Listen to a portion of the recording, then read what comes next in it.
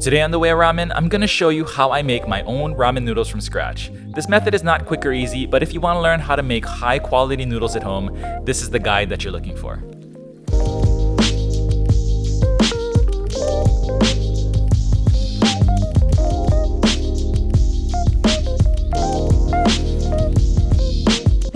So this is part 2 of our 2-part noodle series. In the first video, we talked about the science of noodle making and how to choose the ingredients you want to get the noodles that you want. And in this video, I'm gonna show you my current noodle making process as of 2021. For this video, I made a variation of Mike's Tokyo Shoyu noodle recipe in his book, of course, and I chose it for a couple of reasons, but mostly because it's a great example of how to use adjuncts to get the noodle that you want. The first thing I'm gonna do is make my kansui, so I'm gonna weigh out 190 grams of water. This is a 38% hydration noodle, so this will be enough kansui for 500 grams of dry ingredients. Next, I'm gonna measure out my powdered kansui, so I'm weighing out 6 grams of sodium carbonate here. I like the chewiness that sodium carbonate brings, and personally, I don't really feel potassium carbonate is necessary here because of the other adjuncts that this recipe involves, but you can choose your own adventure because you watched the first video and you understand the science now. I'm gonna take the sodium carbonate and then add it into the water that I measured out. I'm gonna give this a stir and then I'm gonna let this sit and give it some extra time to dissolve while I'm measuring out the salt. For salt, I'm gonna use a standard 1%, so 5 grams of salt here weighed out, and then I'm gonna dissolve this into the water as well. And that's pretty much your kansui. Sometimes people tell me that they want their noodles to be a little bit more yellow, so I'm gonna add a tiny pinch of riboflavin here. I bought this on Amazon, and just a tiny pinch will color your noodles to a very nice yellow color. You don't want to add too much, just a tiny pinch is all you really need. So now that my kansui is measured out, I'm going to weigh out my dry ingredients. First, I'm going to weigh out 495 grams of flour. I used a blend of majority high quality all-purpose flour with a small amount of bread flour here. This is a high hydration noodle here at 38%, so I'm not really concerned with the lower protein content in all-purpose flour. Next, I'm going to weigh out the adjuncts. So this is egg white powder, and I'm going to be weighing out 5 grams or 1% of the total weight of flour. Mike doesn't count this in the total weight of flour for some reason. I'm not sure why, but if it ain't broke, don't fix it. So I'm just going to do it like how he does for this one. Next, I'm going to weigh out some vital wheat gluten. Again, 1% of the total weight of flour, so this is 5 grams. And this one is actually counted towards the total weight of flour, which is why we subtracted 5 grams from the flour earlier.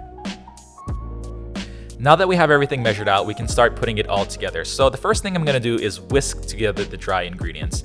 And this is just to make sure that everything is evenly distributed because you don't want a pocket of egg white powder or a pocket of vital wheat gluten in your final noodle. That won't taste good at all. Once all the dry ingredients are whisked together, we can start incorporating our kansui. And I flip-flopped on what the best method to do this is. All the techniques that I use come from watching videos of Japanese people make noodles at home or reading their blog posts. Some of them just use their hands, some use chopsticks. In the end, I kind of ended up doing a blend of both. So I slowly pour in the kansui while stirring the bowl with chopsticks at the beginning. And then when all the kansui is mixed into the flour, I switch to using my hands for the final mixing. The goal is to evenly hydrate as much of the flour as possible and not make too many large clumps of dough. And by the end, you should have a loose dough that will come together easily when squeezed, but fall apart pretty easily as well. Once the dough is hydrated, we're not going to need it just yet. What you want to do is transfer the dough as is into a Ziploc bag and rest it just like this for 30 minutes. This allows the dough to equalize, hydrate a little bit more before kneading, which helps to ensure more even noodles. So I like to squeeze out as much of the air as I can, then close the bag up and let it rest just like that. After 30 minutes of resting, you're going to put the Ziploc bag into another bag and then step on it on the floor to knead it into a flat, even sheet of dough. And once that's done, it should look something like this, and we're going to rest the dough again for another 30 minutes to let the gluten relax a bit. That'll make it easier for us to roll out the dough to its final thickness. After the second rest, I got the dough out of the Ziploc bag and then cut them into even pieces. It's also very important to make sure that the width of your dough will fit into the pasta machine. I have an Alice 180, which I don't recommend, but that is the only redeeming quality of the 180 is that it's exactly double the width of a gallon-sized Ziploc bag. The 150 is better in almost every other way. Then I roll out the dough by hand just a little bit just to make sure that it will feed easily into the pasta machine and not kink when I'm putting it through there. And then I'm just going to start rolling out the sheets with the machine. I start at the 0 setting and then I roll it out to the 2 setting, and I'm going to do this for both of the sheets of dough that I got out of that bag.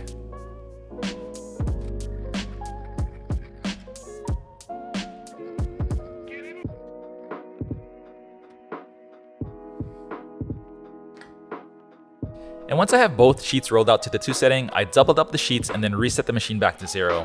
And then I carefully laminate them together by sending them back into the machine at the same time like this. This is probably the most tricky step of making your own noodles. If the dough is too thick, it will kink and mess up your sheets, so be sure to take your time. But once you laminate your sheets, you can then roll it out to whatever size thickness that you want for your noodles. I usually roll mine out to the 7 setting on the Atlas for Chintan soups, but anywhere from 5 to 7 should be pretty nice. The dough sheet will get pretty long with this method, so it might be a good idea to roll the dough onto a rolling pin at a certain point just to make it a little bit more manageable. I have this little contraption that my dad and I built to hold the dough sheets while I'm rolling it out and cutting my noodles, but I forgot it at home, so I ended up just rolling the dough around a rolling pin, and then when I finally got done rolling it out to the final length, I went and picked up the contraption and then used that after that. And if you've done everything properly, you should see lines running down the sheet of your dough. This is your gluten network that has been properly developed. It's always a good idea to starch your dough sheets as well with potato starch or cornstarch. I forgot to do this in the beginning after I laminated it, but it's actually really important to starch if you're doing high hydration noodles because the dough will be more tacky and sticky, and this will really help prevent any kind of problems with that.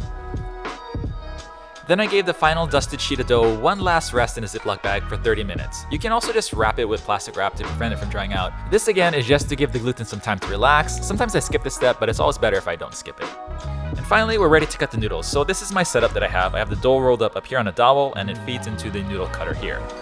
Cutting the noodles at this point are pretty straightforward. You just feed the dough in and cut the noodles to the length that you want. I like to use my hand to keep the dough sheet flat as it's feeding in to prevent it from kinking too much, which will happen if you're not careful.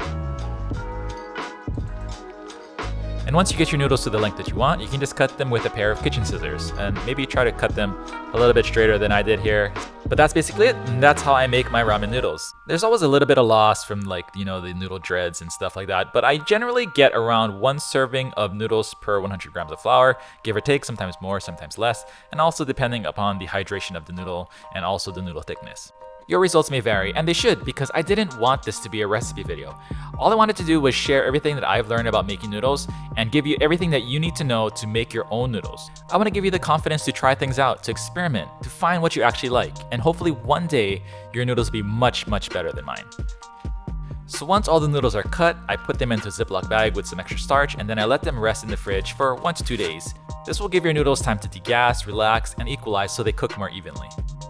And after that final rest, you can finally cook your noodles. I usually cook mine for about 1 minute, but you just need to check and test them to see what works for you. But no matter how long you cook them, be sure to shake off as much water as you can before you add it into the soup, because you don't want to dilute that soup that you work so hard on with some plain old noodle water.